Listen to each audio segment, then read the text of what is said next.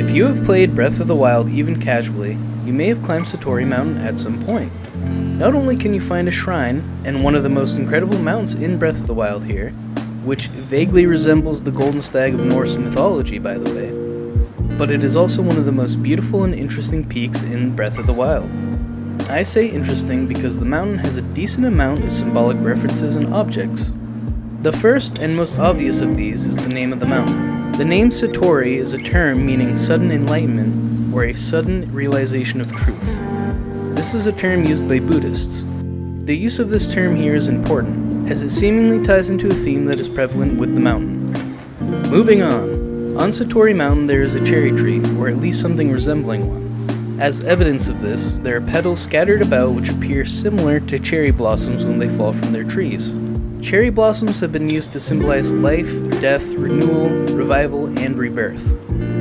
Keep this in mind, it'll be important shortly. Next, the mountain is, oddly enough, covered in crows. I mean, like, a lot of crows. I think this is for a reason. Religions often have some opinion of crows.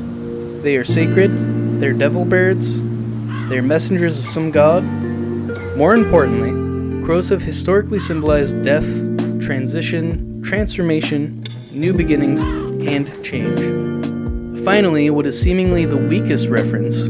At the peak of the mountain, there are 2 nests containing a total of 4 eggs. The number 4 is an important number in Buddhist teachings, as it represents the 4 noble truths. The 4 noble truths address attachment and how to free yourself from suffering. One could say they represent letting go.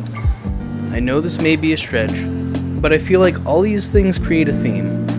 Change, revival, death, freedom from suffering. I believe that either the creative director or a game designer placed these things in the game with a definitive purpose. Perhaps someone's loved one passed away. Perhaps someone had recently experienced a Satori and had a significant life change. Perhaps it represents the radical change in the video game series. One could even argue that the series experienced a revival of sorts. Whatever the case, it's an interesting thing to think about. Let me know what you think in the comments below. Link to my subreddit in the description, and as always, thank you for watching.